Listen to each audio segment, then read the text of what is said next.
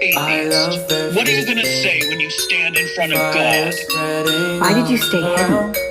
Why did you stay silent? Why did you demand faith instead of providing evidence?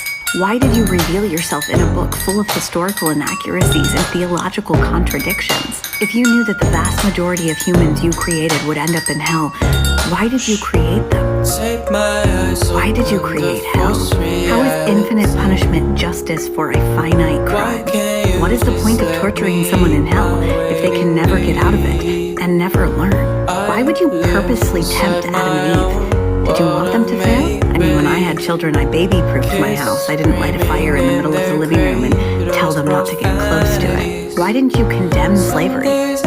Why did you create rules explaining to humans how you wanted them to conduct their slave trade? Why are there only 10 commandments? Why did you think keeping the Sabbath day holy was more important to include than not graping people? Did you think it was more important to tell children they needed to respect and obey their parents instead of telling parents not to abuse their children? Why did you make it possible for humans to physically hurt each other? You didn't give us unlimited abilities.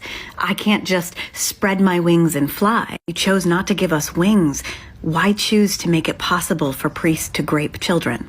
How could you watch that happen in your churches, by your servants, and do nothing? Why do you treat people like they're expendable background characters in other people's story? In trying to test Job, you allow his children to die, as though they're not people in and of themselves. Why do you think that giving Job more children later makes up for killing his first? Why do you demand love? Why do you demand worship? Why can you not offer forgiveness freely? Why do you demand human sacrifice? Why do you demand perfection from humans that you acknowledge are incapable of achieving it? Why would you punish people for not achieving something that they're not capable of achieving? When a school fails, we blame administrators.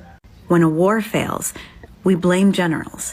When a country fails, we blame its leaders. If this earthly system that you conceived of and ultimately created has failed so badly that you have no other option but to destroy it with fire, how is it our fault?